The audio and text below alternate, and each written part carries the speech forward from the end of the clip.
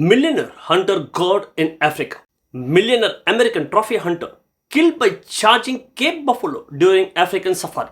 A millionaire American ranch trader and passionate big game hunter was killed in a tragic accident after being gored by a Cape buffalo he was stalking during a safari in South Africa. Asher Watkins, 52, a Texas born millionaire and the owner of the successful Watkins Ranch Group, was on safari in Limpopo province with the professional hunters from Conrad Burmark Safaris when tragedy struck on Sunday, August 3. Now let's unravel the full story in today's AI podcast deep dive. Okay, picture this. You've got a hunter, right? Really experienced. He's out there deep in the African bush tracking his prey. The tension's high. He knows this world. But then, just like that, everything flips. The hunter becomes the hunted. A quick, violent moment, and it's over. And that really sets the stage for what we're diving into today. We're talking about the death of Asher Watkins, an American millionaire, a big game hunter. He was killed by a Cape buffalo during the safari in South Africa. This happened in Limpopo province, Sunday, August 3rd. So our goal here isn't just to read the headlines. We want to really unpack this. We'll get into the details of what happened in that moment. Look at the Cape buffalo itself. They call it the Black Death for a reason, apparently.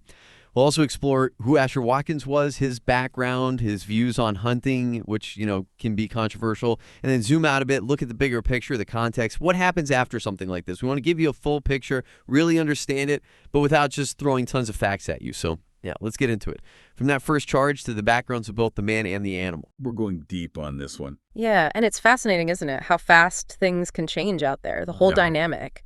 And the Cape buffalo, well, it's kind of the perfect example of that wild unpredictability. Just its presence demands a certain respect. And as we'll see, you really need to understand the risks, the inherent dangers of being in that environment, interacting with that kind of wildlife. Definitely. That image you painted, the ambush, that's exactly where the story kicks off, isn't it? What do we know about those first awful moments? What were the immediate details coming from the scene? Right. So Asher Watkins, he was 52, from Texas, owned a successful business, the Watkins Ranch Group. He was on the safari with a well-known company, Conrad Burmark Safaris in Limpopo.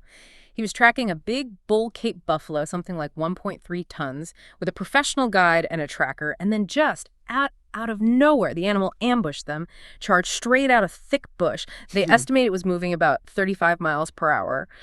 And the impact, it was devastating. It hit Watkins with incredible force. He was killed almost instantly.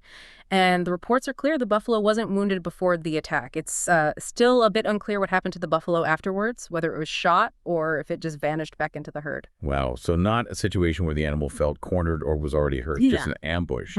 Given, how sophisticated tracking usually is on these professional safaris, does an attack like that from an unwounded animal tell us more about the buffalo's nature, or maybe the limits of even the best hunters out there? I think it speaks volumes about the animal itself, the Cape buffalo, which brings us to that name, the Black Death.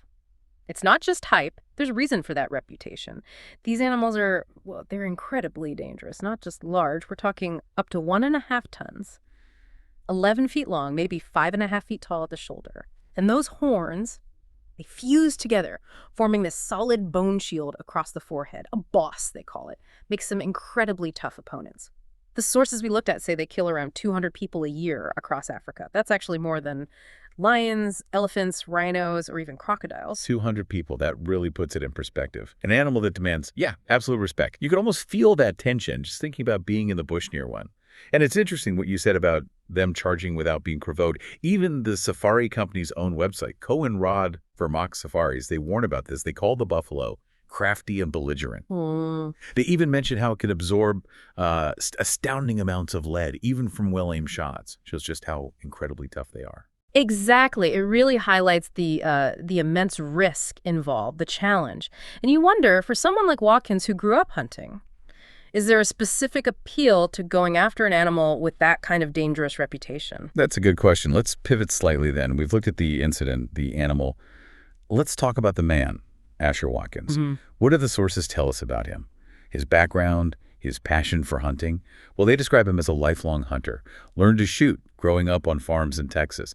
And he was clearly very, very passionate about it, always posting photos from his trips. We're talking mountain lions, lots of deer, hundreds of wildfowls. There's even this detail about him shooting thousands of doves in Argentina over just 3 days with some friends. Yeah. It sounds like he was really deeply involved in that world. And, it's interesting to consider his perspective on big game hunting specifically. It's important to understand the why for people like Watkins. There's this concept, sometimes called conservation through utilization. The argument, essentially, is that by putting an economic value on wildlife through hunting fees, especially in developing countries, it actually encourages habitat protection, helps prevent poaching, and brings investment into local communities. Now, look, it's a really fiercely debated topic, strong feelings on both sides, but it's definitely part of the narrative here, understanding that perspective. Friends described him as, a devoted father, adventurous, courageous, a respected member of the Dallas Safari Club. Apparently he had a world-class collection of hunting rifles too. And at the time of his death, his mother, brother, and stepfather were actually there with him in South Africa. His teenage daughter, Savannah, and his ex-wife, Courtney, they were notified right away. Courtney shared a really heartfelt tribute on Facebook, quoting a psalm. Yeah, that personal side really underscores the human tragedy in these situations. And speaking of these situations, this wasn't entirely unique, was it? The Watkins incident, apparently the day before this fatal attack, he'd successfully hunted a water buck. But the second day, that's when the buffalo encounter happened. And the sources do point out that fatal buffalo attacks on hunters, they're not exactly rare in Limpopo. They mention a couple of other cases. A professional hunter named Claude Keenum's killed in 2018 while dealing with a buffalo carcass. And in 2022, Benjamin De Bruyne was gored after wounding a buffalo that then charged him. So it happens. Right. And what's striking, too, is the timing of this. This tragic accident happened not long after all the international outrage over the killing of Blondie the lion in Zimbabwe, the collared research lion that was apparently lured out of a protected area.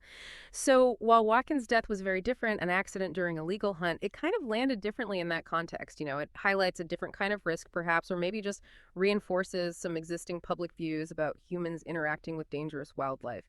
In terms of the immediate fallout, Hans Vermaak from the safari company CV Safaris put out a statement, expressed deep sadness, confirmed it was a sudden, unprovoked attack, and the South African police, they've reportedly opened an inquest into Watkins' death, which is standard procedure. Okay, so we've gone through the harrowing details of the incident itself.